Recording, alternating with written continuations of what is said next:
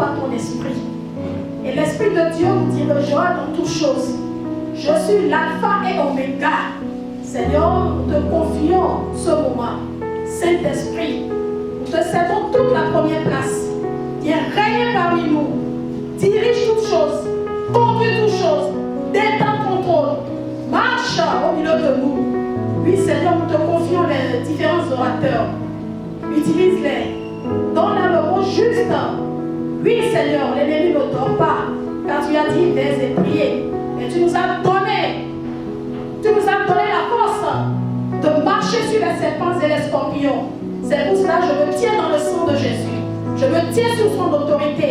Et je reprimande au nom puissant de Jésus tous les esprits qui ne confessent pas leur nom au nom puissant de Jésus.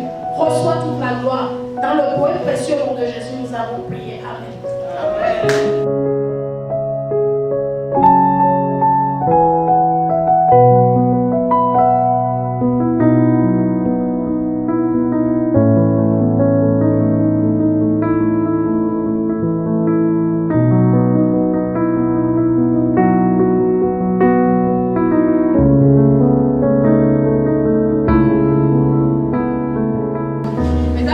Soyez les bienvenus. Je vais décliner en 5 petites minutes l'identité de la communauté. Le Full Gospel. Le Full Gospel, appelé en anglais FGBMFI, Full Gospel Businessmen Fellowship International, encore appelé CAP, est une communauté internationale des hommes d'affaires du plein évangile. Nous sommes un regroupement de laïcs de toutes dénominations chrétiennes, des catholiques, protestants, baptistes, assemblées de Dieu et d'autres dénominations. Nous sommes engagés dans la vie professionnelle. Nous avons en commun une relation personnelle avec Jésus-Christ. La communauté est créée par ce fermier que vous voyez, M. Demos Chakalian, depuis 1952. Il est américain d'origine arménienne. Qui sommes-nous en réalité? Nous sommes des gens ordinaires, des hommes et des femmes d'affaires, des professionnels de tous bords, rendus extraordinaires par l'effusion du Saint-Esprit. Nous sommes une armée de professionnels chrétiens au service de l'Évangile. Ce que nous ne sommes pas. Nous ne sommes pas une église parce que nous ne donnons pas de culte. Nous ne sommes pas non plus un groupe de prière ni un club service. Notre regroupement est apolitique. Quelle est notre mission? Notre mission principale, c'est de faire de toutes les nations les disciples de Jésus-Christ, en référence à Matthieu 28, verset 19. De ramener les hommes à Dieu, aider les croyants à être baptisés par le Saint-Esprit. Pour atteindre cette mission, nous formons et préparons des hommes pour remplir la grande mission. Nous créons une occasion de communion fraternelle au travers des réunions et des repas publics que nous organisons ce soir. Nous amenons une grande unité parmi les membres du corps du Christ. Ce que nous faisons, nous nous réunissons en des chapitres. Et c'est le chapitre des dames qui vous invite ce soir. Nous organisons des repas publics dans des lieux neutres, tels que l'hôtel qui vous accueille ce soir. Et au cours de nos repas, nous donnons des témoignages de ce que Christ nous a fait. Si vous voulez donc être membre de cette communauté, vous serez les gens les plus heureux sur terre. Je vous remercie.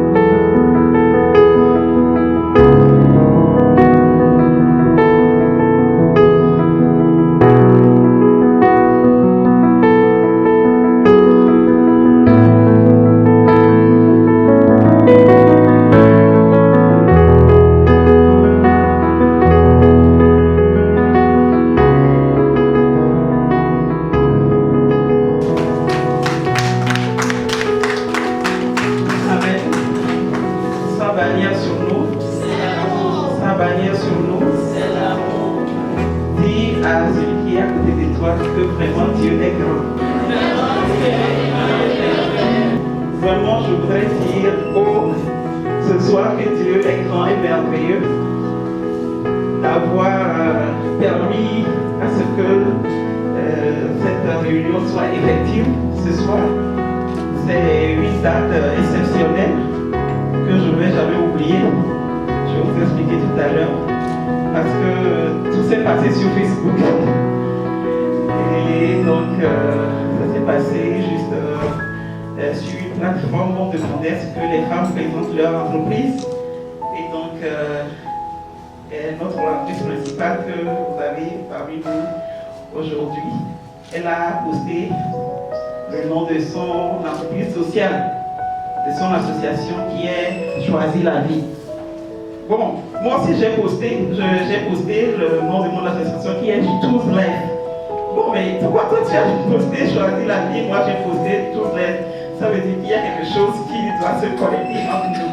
Donc c'est comme ça qu'elle est rentrée dans mon inbox et on a commencé par échanger. Et dès les premiers instants, j'ai constaté que c'est une femme exceptionnelle. Et je me disais dans mon cœur, mais comment est-ce que je vais faire pour faire descendre cette dame-là? Je ne savais même pas qu'elle était togolaise. Et en temps, mais finalement, après, on a échangé nos contacts. On a commencé par écrire par WhatsApp. On a échangé sur plusieurs jours.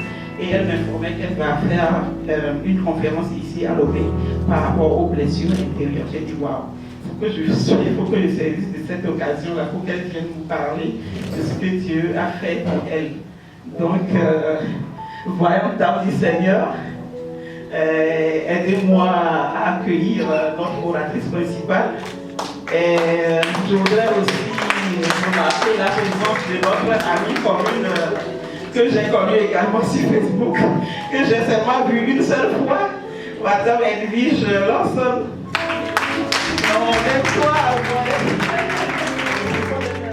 Merci beaucoup pour l'invitation. Merci. Bonsoir tout le monde. Bonsoir. J'espère que vous allez bien. Vraiment, merci pour l'invitation. Merci beaucoup pour l'invitation. Je suis vraiment heureuse d'être là ce soir pour pouvoir partager mon histoire.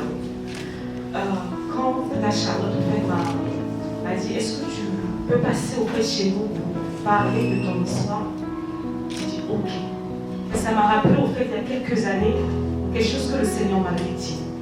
Alors que je traversais vraiment des pires situations de ma vie, je me disais, mais Seigneur, c'est fini. Il m'a dit, non, c'est pas fini. Je vais changer ta vie. Ton histoire, je vais la changer. Mais je te demande une chose. Quand je vais le faire, je veux que tu dises au monde ce que j'ai fait pour toi. Parce qu'il y a des vies qui sont dans le même état que toi, qui ont besoin d'être changées. Donc, tu restes authentique. Ton histoire doit rester vraie. Il ne faut pas trafiquer ton histoire. Non, tu poses la chose telle que je l'ai fait. Donc ce soir, je vais vous ramener dans mon histoire qui s'appelle Rescapé. J'ai commencé au fait à réfléchir. Je me dis, mais Seigneur, mon histoire c'est tellement long. Parler de l'histoire de toute une vie en 45 minutes, c'est beaucoup. En fait, comment je vais faire?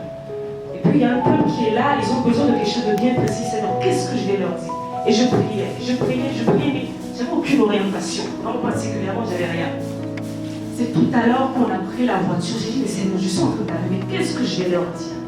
Et j'ai entendu ce que Madame Françoise a dit, identité. C'est le mot qui m'est venu au fait que j'ai entendu. Identité. Identité, c'est quoi? Identité au Christ. Être un enfant de Dieu, c'est pas un effet de mode, c'est une identité qui vient avec une autorité, avec une couverture, avec plein de choses. Souvent, on est dans l'église, on va à l'église, on fait les choses, mais on ne sait pas qui on est. Et quand on ne sait pas qui on est, cette vie transformée, on ne peut pas l'avoir. C'est vrai, Jésus, il est mort à la croix, tout est déjà acquis, parce que quand il est mort, il a dit tout est accompli. Mais est-ce qu'en fait, on se rend compte que tout est réellement accompli? C'est ça le problème. Il y a une chose de le dire, mais il y a une chose de le vivre. Quand on le vit, c'est là où la puissance arrive. Donc je me ramène dans mon histoire. Je m'appelle Noélie Panda.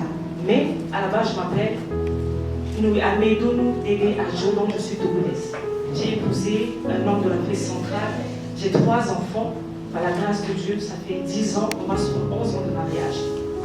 Mais l'histoire, je suis auteur, j'écris, j'ai des livres, je suis conférencière et conseillère en relations d'aide.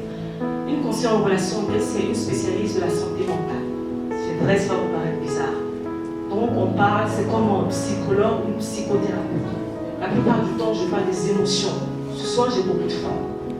95% de nos problèmes de femmes, ce sont des émotions. On est conduit par nos émotions. Alors que devenir enfant de Dieu, on n'est pas conduit par nos émotions, on est conduit par l'Esprit de Dieu. Le problème des femmes, de nous, les femmes, sont nos émotions. Et c'est ce que l'ennemi utilise pour nous détruire, nos émotions. Il nous tourne à nos émotions et puis on reste là. Donc souvent, je parle des émotions, je parle des pensées. Parce que ce sont les choses que l'ennemi utilise pour pouvoir vraiment nous enfermer, pour qu'on ne puisse pas vraiment jouir de la vie que Dieu a prévue pour nous. Mais comment l'histoire a commencé? L'histoire, ça n'a pas été toujours rose comme ça. Je suis née à Lomé il y a 33 ans. J'ai grandi ici. Je suis partie à l'âge de 13 ans par là en France. Je suis sortie d'une famille monoparentale. Ma maman, c'était une bonne domestique. Et la plupart de vous savez, en fait, ici à Lomé, comment souvent les domestiques sont traités. On va se le dire, la vérité, c'est pas toujours évident, en fait, pour les domestiques. Et donc, quand tu nais d'une bonne, l'histoire est déjà faussée dès la base. Donc, à un moment donné, il faut se faire violence. C'est pourquoi aussi, petit à petit, je vais vous ramener dans cette histoire d'identité.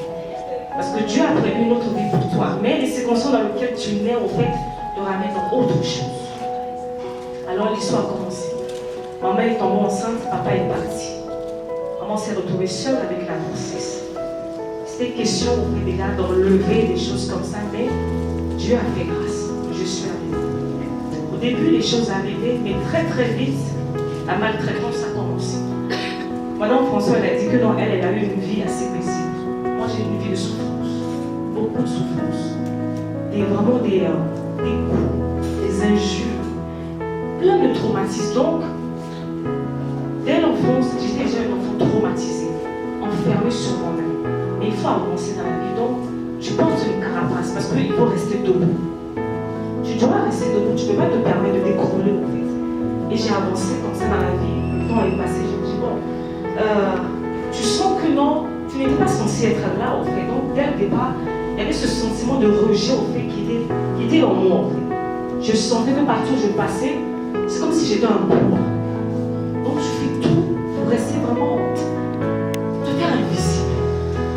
Ça se traduisait dans ma manière de marcher, de m'habiller, c'était comme ça. Et le temps est passé, les maltraitances continuaient. Mais maman, de par sa condition, elle ne pouvait pas trop brancher, elle ne pouvait pas vraiment s'opposer à ce qui se faisait. Et moi, en tant qu'enfant, je ne comprenais pas pourquoi, en fait, quand on me faisait tout ça, maman ne réagissait pas. Et à un moment donné, pour pouvoir avancer, dans ma tête, je me suis dit, Noélie, en fait, dis-toi que tu n'as pas de père, tu n'as pas de mère, tu es seule. Il va falloir que tu te battes. C'était en fait ma carapace. Et le temps est passé, les choses sont passées, les choses sont passées. Il était question, en fait, maintenant, de partir en France. J'accompagnais maman à l'église, j'accompagnais maman à l'église, on partait, on faisait les choses. C'est elle qui priait. Moi, j'étais enfant, je suivais le mouvement. Mais on dit rencontrer Dieu, prier, tout ça, moi, je faisais. Mais la veille de mon départ, très tôt le matin, c'est ce matin seulement je parle avec elle, je lui dis, maman, est-ce que tu te rappelles, il y a 19 ans, tu m'avais donné une Bible le jour où je partais en France. Tu m'avais dit, ma fille, je n'ai rien à te donner. Mais regarde ça, je te donne cette Bible. J'avais 13 ans, on me donne une Bible, qu'est-ce que je vais faire avec une Bible? Mais vu que c'était maman, je me disais, bon, c'était important.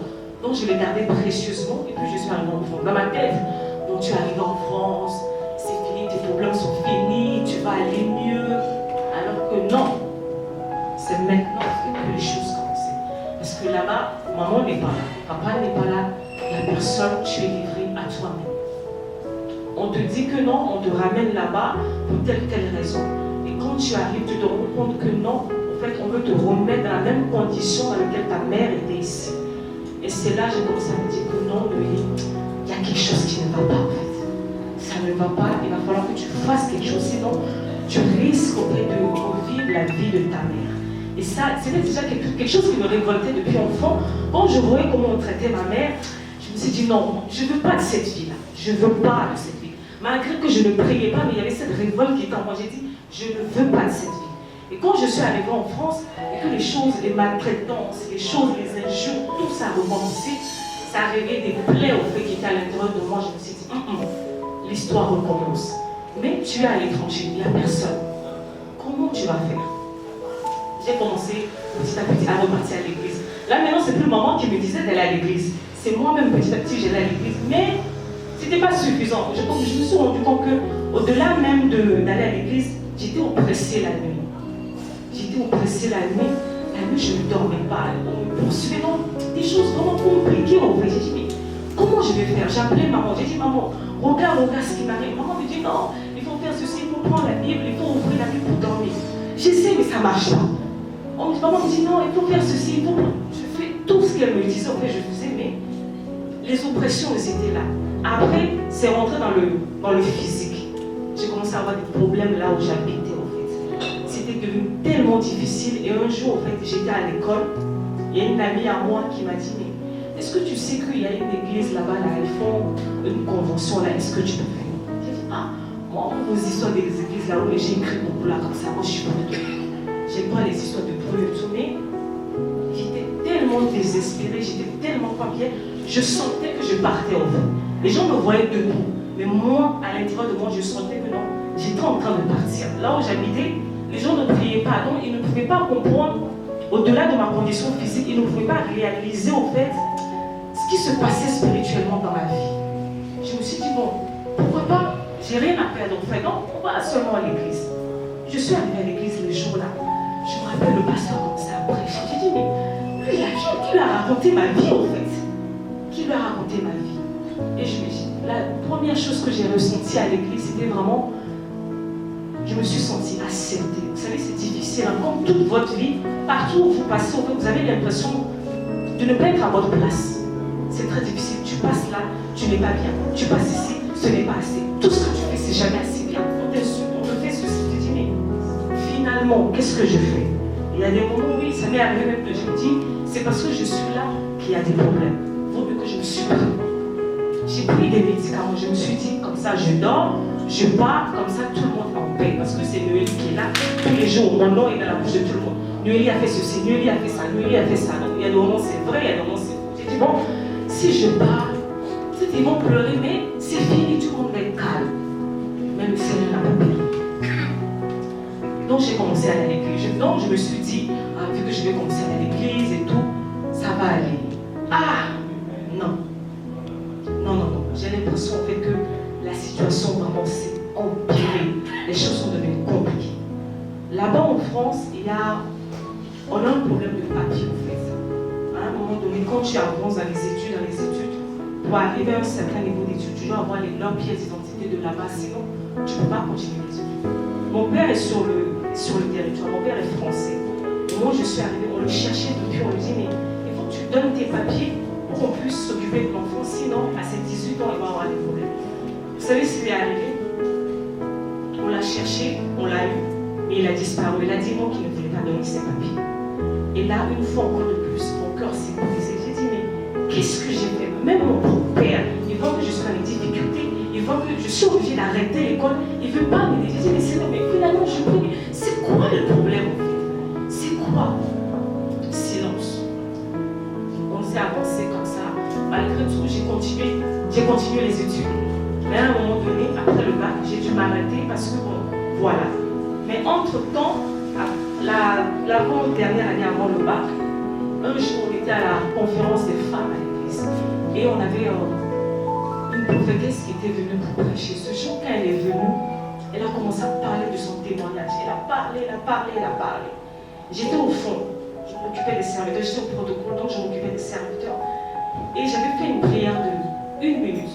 Il y a des moments, vous savez, on répète beaucoup de paroles. Ce jour-là, ma prière n'a même pas fait 1 minute. J'ai dit à Dieu, Seigneur, ce que tu as fait pour cette femme, tu ne peux pas le faire pour moi. Parce que je suis fatiguée. Je suis à bout, Seigneur. Fais quelque chose. J'ai juste fait cette prière et puis je suis partie au service. Vous savez ce qui s'est passé? Même pas 24 heures après, il y a des prières qui sont dangereuses. Je me dis, en fait, il y a des prières qui sont dangereuses dans la vie. Quand vous faites des prières, faites attention parce que le retour peut être violent. 24 heures après cette prière, moi j'étais à la rue. Je me suis retrouvée à la rue en France. Tu pries pour que Dieu change ta situation. 24 heures après, tu te retrouves dehors, dans la rue, sans papier, sans famille, sans personne. Le lendemain, tu dois aller à l'école. J'ai dit, mais qu'est-ce qui n'a pas marché? La prière, ça marche ou ça ne marche pas en fait? Le jour où je sortais de cette maison, j'ai dit à Dieu, Seigneur, là où je suis, c'est moi et toi. Si tu me laisses, c'est fini. Il y a une dame de l'église qui m'a recueilli, qui m'a vraiment prise au fait comme sa fille. Alors que pendant que moi j'étais là, je criais à Dieu. Le Seigneur était dans instruire cette femme. Je disais à cette femme, je vais t'envoyer un enfant, une fille. Elle n'est pas du même pays que toi. C'est moi qui te l'envoie. Il faut que tu en prennes soin. Parce que c'est mon enfant que je t'envoie. J'en aurais besoin, mais pour l'instant, tu prends soin. Et cette femme m'a recueilli. Ma famille était dans... En fait, c'est comme si ma vie n'importait pas à leurs yeux. Je me suis dit, mais donc, tout peut m'arriver dans ce pays. Voilà, personne ne me faisait cadeau. J'ai dit, mais les gens ils vont à l'église, ils reçoivent des prophéties. Moi, j'avais reçu des prophéties, mais je me suis dit peut-être que, vous savez, quand on reçoit là, quand vous êtes dans des situations difficiles et que Dieu vous donne une parole, vous avez l'impression que la parole là, ça va se accomplir là tout de suite. Alors que non, il y a des choses qu'il m'a dit, parce que je me suis convertie en 2005. Il y a des choses qui m'ont dit en 2005, on est en 2019, j'ai toujours pas vu. Mais on est là. Il y a d'autres qui sont réalisés, mais d'autres pas. Donc cette femme, en fait, elle m'a recueilli et m'a gardé avec elle. Et là, vraiment, le Seigneur a commencé à me dire, Noémie, ok, tu vais sortir de là où tu es maintenant. Le vrai travail, le chantier sur ta vie. La vie transformée, le processus commence maintenant.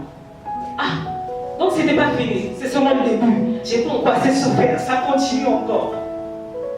On a commencé, il m'a dit maintenant, je vais te faire rentrer dans ta famille déjà pour voir spirituellement d'où tu sors. C'est important. Il y a des choses que tu dois régler. Une vie transformée, il faut d'abord faire le ménage déjà spirituellement parlant. Regarde d'où tu viens. Regarde la famille de ton père. Regarde la famille de ta mère. Voilà les choses. Il faut que tu pries. Il faut que tu fasses ceci. Il faut que tu fasses cela. J'ai dit ok. On a commencé. Donc pendant au moins 2-3 ans de ma vie, comme ça, ma vie était faite seulement de jeûne et de prière. Jeûne et prière. Parce qu'il y avait tellement de choses que, et puis bon, là, on avait commencé ma délivrance, on avait commencé beaucoup de choses. Et plus on avançait, et puis il y avait des choses qui sortaient. Plus on avançait, il y avait des choses qui sortaient. Et on était dessus. Entre-temps, j'étais toujours sans papier. Le passeport avec lequel j'étais arrivée, le passeport s'est expiré. Pour refaire le passeport, un autre problème commence. On est parti à l'ambassade là-bas. On cherche Amédou Ndélé. Les gens de la préfecture, les gens de l'ambassade me disent que non, on ne retrouve pas Amédou Ndélé dans le fichier national du Togo. J'ai dit, mais ça c'est quoi encore? Je suis née là-bas, j'ai grandi là-bas, on m'a fait le premier passeport pour que j'arrive en France. Comment vous n'arrivez pas à me retrouver dans le fichier? Et là, par contre, il a fallu commencer à prier. Vous savez, j'ai commencé à prier pour le passeport.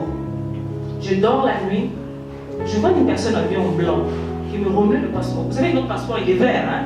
Je vois une personne qui me donnait le passeport. Mais entre le temps que j'ai fait le rêve et que j'ai eu le passeport dans la main, il s'est passé 5 ans. 5 ans. Et il y a eu des morts, des personnes qui sont mortes dans cette histoire. Toutes les personnes qui s'approchaient du dossier, soit ils faisaient des accidents, mais il y a un couple qui est mort dans l'histoire. J'ai dit, mais Seigneur, je suis maudite, c'est quoi le problème?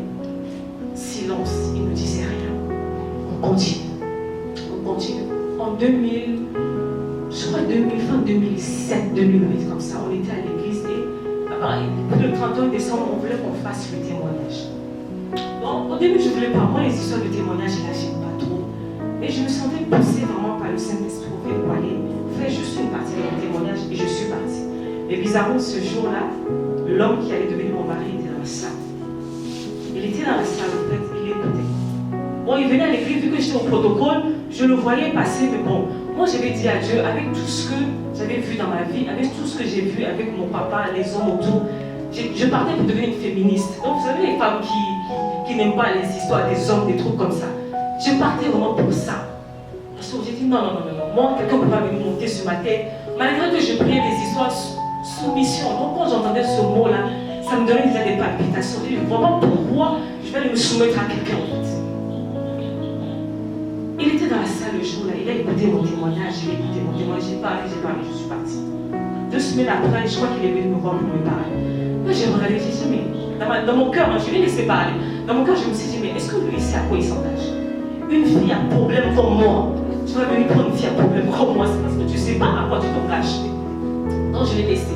Il a parlé. Après, il est revenu, j'ai dit, mais mon frère, il faut moi aussi je te parle. J'ai dit, tu sais, moi je ne vais pas te mentir. Voilà mon histoire, j'ai une histoire compliquée. Faut pas, après on va commencer, tu vas dire que non, après tu vas dire non, je ne sais pas, vraiment je ne sais pas. Donc après on doit laisser. C'est ça l'histoire. Tu es prêt, tu n'es pas prêt. Mais oui, à choisir, il faut savoir à quoi tu t'engages. Parce qu'après, vous ne faudrait pas que non, oh je ne savais pas. Tu sais, est-ce que tu es prêt? Bizarrement, en fait, sa réponse m'a scotché. Il m'a dit, mais le jour où tu donnais ton témoignage, j'étais dans la salle. Et c'est là où je me suis dit, c'est celle-là. J'ai dit, mais comment ils ont dit, mais toi t'es maso, comment tu peux venir prendre une fille à problème comme ça? Il dit, non, je sais. Il dit, mais je sais une chose parce que, avec le parcours que tu as, le jour où on aura des problèmes, tu ne fuiras pas en fait. Tu sais affronter l'adversité. Donc je sais que quand les moments difficiles viendront, tu ne seras pas prête à soulever tes bagages pour dire que non, je m'en vais. Tu seras prête à affronter. Et ok, d'accord, bon. On a commencé les histoires. Après, il a fallu aller chercher mon père. Vous imaginez? Parce que bon, on allait venir me doter.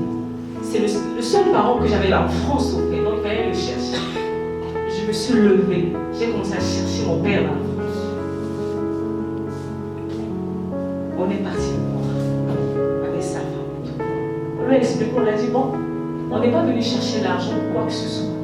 Voilà l'histoire. Moi j'ai rencontré un homme, voilà. On me demande, bon, est-ce que tu es prêt à venir? Comment je vois ton rôle de père le jour-là où il faut qu'on confie la responsabilité à une personne. Il faut d'abord qu'on mette une autre personne devant les trucs et qu'après tu commences à te dire non, on a marié ma fille, on va dire des choses comme ça. On a pris son rôle, il a fait les trucs, on a fait la liste et tout.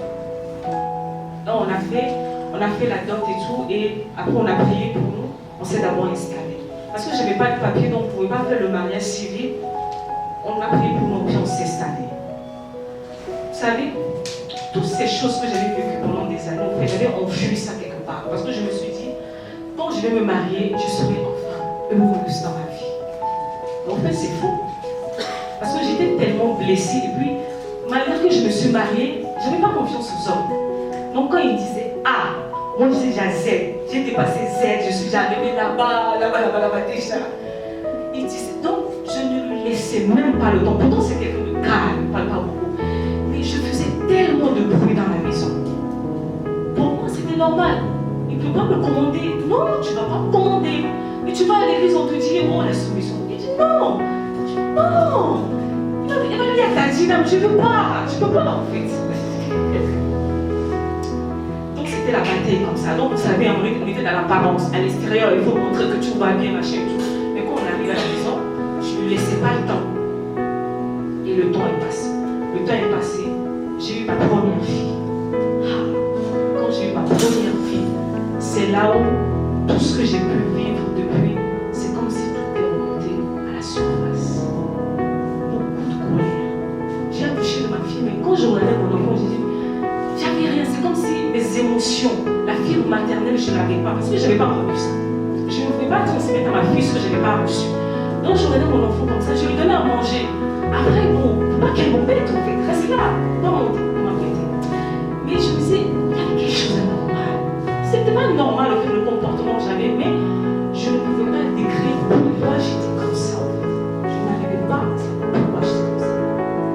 En même temps que j'étais comme ça avec ma fille, les disputes avec mon mari s'accentuaient. On se disputait, on se comprenait plus. C'était devenu compliqué dans la maison. Et vous savez, c'est pour ça, en fait, je parlais tout à l'heure des émotions avec les femmes. Et les liens passent, en fait, par les émotions. Toutes ces choses, ces colères, ces amertumes, toutes ces choses que j'ai dans il l'utilise maintenant. Il me détruit mon mariage. Parce que comme Mme Françoise l'a dit tout à l'heure, j'étais persuadée que c'était mon mari le problème. C'était lui, il m'a appris de me maltraiter encore. Donc je me disais, voilà, j'avais raison. Personne ne m'aime dans cette vie. Lui aussi, il est venu pour profiter de moi. Il va m'utiliser et puis il va m'abandonner, il va partir. Donc, j'étais là sur la défensive. Dès qu'il disait un truc, oh, moi je vais partir. Dès qu'il disait un truc, moi je pars. Dès qu'il disait un truc, je pars. Sans savoir que, au fur et à mesure que je confessais ces paroles, en fait, j'ouvrais une brèche dans mon couple. Et la situation se détériorait, en fait, toujours. Jusqu'à un jour, je m'étais encore énervée contre ma fille. Et là, j'ai entendu une voix qui me dit, Noélie, tu as vu, tu te rappelles de tout ce que tu as vécu. Tu avais dit, tu ne ferais jamais la même chose. Tu recommences ce que toi-même tu as vécu. Tu as dit qu'on t'a maltraité. Tu as dit que voilà, regarde ce que tu fais avec ton enfant. Tu recommences la même chose. Ce jour-là, en fait, pour la première fois de ma vie, je me suis dit non, Noélie, tu es malade. Il y a quelque chose qui ne va pas. Vous savez, souvent on va à l'église, on fait le tout, mais à l'intérieur de nous, il y a des choses qui sont là que personne ne sait en fait. On lutte avec ça, on se dit, on cache ça quelque part au fond de nous, mais en fait, c'est pas facile. Je vous donne un exemple simple. Une fille qui a connu un viol dans sa vie, qui n'en parle pas, qui garde ça, qui rentre dans le mariage, c'est la brèche que tu as laissée à l'ennemi. Il va utiliser ça autant convenu. Il n'est pas pressé parce qu'il n'est jamais pressé. Autant convenu, il va utiliser ça parce que qu'est-ce qu'il va faire? Il va commencer à travailler dans tes pensées. Il va travailler dans tes pensées, jusqu'à un jour, tu vas prendre une décision, le temps où tu te rends compte, tu es déjà dans le divorce. Mais le divorce n'a pas commencé le jour-là. C'était une brèche qui était ouverte depuis. C'est un rappel. Je me suis rendu compte au fait que non, Noélie, tu es malade. Et là, pour une fois, j'étais sincère, vrai, devant Dieu. J'ai dit à Dieu, qu'est-ce qui ne va pas avec moi? Il y a des moments, c'est des questions qu'on ne pose pas à Dieu, au fait. Seigneur, c'est toi qui m'as créé. Qu'est-ce qui ne va pas avec moi? Pourquoi je suis comme ça? Pourquoi j'agis comme ça? Et là, Dieu m'a dit, Noélie, physiquement, tu es sorti de tout ce que tu as vécu. Mais émotionnellement, psychiquement, tu es resté là-bas. Ta mentalité n'a pas été renouvelée. Tes émotions n'ont pas été guéries. Donc, on te voit physiquement, mais tu es toujours esclave. Et l'esclavage, c'est pas seulement spirituellement. C'est émotionnellement et c'est psychiquement, c'est dans la tête aussi. Voilà l'une de mes casquettes. C'est pour ça que je suis venue en fait ce week-end à la conférence à Saint-Gor pour choisir la vie. Dieu m'a dit, tout ce que tu as vécu, tu as gardé ça quelque part au fond de toi. Le temps est arrivé pour que tu affrontes ton histoire. Tout ce que tu as voulu fuir, tu casses ça quelque part. Il ne faut pas y penser, il ne faut pas y penser. Maintenant, tu dois faire face à ton histoire. Voilà ce que je suis prêt à faire pour toi. Voilà ce que j'ai prévu pour toi. Regarde là où je veux te ramener. Mais tu ne peux pas arriver là-bas. Cette vie-là que je veux que tu manifestes. C'est pour ça que je vous parlais de l'identité tout à l'heure. Voilà la vie que j'ai prévue pour toi. Mais pour manifester cette vie-là, il va falloir que tu fasses le ménage à l'intérieur de toi. Ta vie, ce n'est pas ce que les gens voient à l'extérieur. C'est ce qui se passe à l'intérieur de toi. C'est ça ta vraie vie. J'ai dit, ah. Puis l'une des premières paroles qu'il m'a dit, il faut que tu pardonnes. Hein? Seigneur, pardonnez. Seigneur, tu as vu ce qu'ils ont fait? Moi, je ne peux pas leur pardonner. Demande-moi autre chose, mais tu sais, je ne peux pas leur pardonner. Je vais commencer comment? Seigneur, tu as vu comment ils m'ont abandonné. Seigneur, j'ai eu faim dans ce pays. Seigneur, j'ai eu froid dans ce pays. Il y a des moments où je partais à l'école, je ne mangeais pas, je m'attends au soir parce qu'il n'y avait personne pour te payer la cantine. En fait. Dans le froid, en hiver en France, il y a des moments où tu arrives à moins 2 degrés, tu vas à l'école le matin jusqu'au soir, tu ne manges pas. Seigneur, tu veux que je pardonne? Dis oui, il faut que tu pardonnes. C'est le seul chemin en fait pour pouvoir te. C'est comme si c'est la chaîne qui te relie à ton passé en fait. Il faut que tu casses cette chaîne. Je vous dis, le pardon là, on a commencé ça, je ne sais pas en quelle année, ça a pris des années. Ça a pris des années parce que, vu qu'il y avait beaucoup de protagonistes dans l'histoire, le Seigneur prenait les personnes un à un. Bon, on a fini cette personne, bon, on attaque celui-là. On a fini celui-là, on attaque celle-là. Mais la personne qui a été le plus difficile à travailler, c'était mon père. Parce que je me suis dit, Seigneur, il m'a abandonné. On l'a cherché. À chaque fois, on l'a cherché. Qu'est-ce que je lui ai fait au fait qu'il m'a abandonné? Même s'il avait des problèmes avec maman, moi je ne lui ai rien fait. On lui demande de m'aider, il ne veut pas. Et là, le Seigneur me dit, Noélie, je ne veux pas que la gloire revienne à quelqu'un. J'ai permis ça comme ça. Parce que je t'envoie quelque part.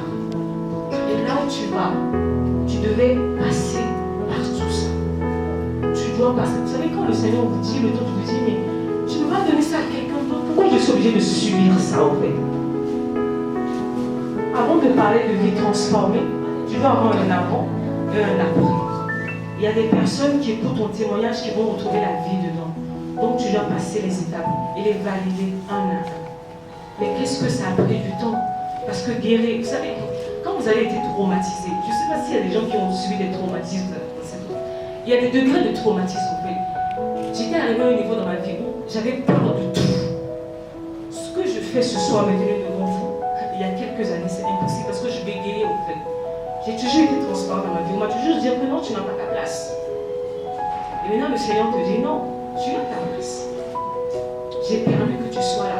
Malgré tout, j'ai dit, mais Seigneur, pourquoi tu as permis tout ça? Il me dit non, j'étais là. Parce que tu pouvais partir. Mais ma main était sur toi. Parce que je n'ai pas fini avec toi. Je te ramène quelque part. Il y a des vies qui sont derrière ton histoire. Donc tu ne peux pas partir comme ça. Mais ces vies-là, pour pouvoir les impacter, en fait, tu dois passer par là. Et tu restes là. Pendant des années. Tu pleures, tu te relèves. Et les gens te regardent. À mon moment se plaignait. Mais qu'est-ce que ma fille est là? Les gens, les enfants des gens partent en Europe, ils rentrent. Mais la mienne, elle ne rentre pas. C'est quoi cette histoire? Je dis, maman, le temps de Dieu. Maman, on attend le temps de Dieu. Le temps de Dieu, ce n'est pas humaniste, ce n'est pas de Dieu. Pendant 12 ans, le Seigneur m'a gardé dans cet état-là. 12 ans. Mais vu le temps que ça a pris pour faire le dommage en moi, pour que vraiment la reprogrammation se fasse avec la parole de Dieu, ça a pris du temps. Mais Dieu est déjà passé. Et on est là. Le temps est passé. Et on est là aujourd'hui. Vraiment, je ne sais pas au fait c'est ça qui passe par des moments difficiles. Il y a des moments en fait on se dit, c'est fini en fait. Il n'y a plus d'issue possible. C'est fini. Souvent il y a des hommes même qui nous disent que non. Souvent c'est ce qu'on me disait. On me disait, elle qui aidait. Elle l'a laissé seule. Mon deuxième prénom c'est Dédé. On dit, elle l'a laissé, c'est fini. Les gens n'ont jamais su. Le jour où je suis arrivée, ils m'ont vu, ils ont dit à maman, c'est qui? J'ai dit, c'est moi. Comment Dieu a fait? C'est pas Noé. Dieu a fait. Parce que pour les hommes, c'était fini. On avait déjà classé le truc. Ici, on a dit c'est fini. Ici, on a dit c'est fini. Dieu te dit, je n'ai pas encore donné le coup de sifflet final. L'histoire n'est pas finie. Ça va continuer. Ce n'est que le début. Dieu est dans le processus. Accepte le processus jusqu'à ce que tu arrives là où tu veux que tu sois. Le problème, c'est ça. Souvent, en fait, on est pressé de faire les choses alors que Dieu, il a son chemin. Une vie transformée, en fait, c'est le fait de se soumettre au processus de Dieu. En son temps. Pas en notre temps. Parce que nous, on est pressé. Dieu, vraiment, regarde les autres, surtout nous les femmes. On aime la comparaison. Dieu, l'autre, il a ceci, pourquoi pas moi aussi? Dieu dit non. Toi, si je te donne ça maintenant, ça va te détruire. Tu n'es pas prête pour ça. Attends d'abord que je te prépare. Dès que tu seras prête, je vais te donner. Vraiment, c'est ce que je voulais partager avec vous ce soir. Je ne sais pas qui est dans la salle, en fait. Sois fortifié. Tant que Dieu n'a pas dit le dernier mot, ce n'est pas fini. Les hommes peuvent dire, de toute façon, les hommes, comme on dit, ils mettent des virgules. Mais c'est Dieu qui a le point final. Et tant qu'il n'a pas dit le dernier mot, il dit c'est fini. On continue. Je suis là ce soir. On continue. Vraiment que Dieu vous bénisse. Je vous souhaite vraiment une bonne soirée. Et puis on continue.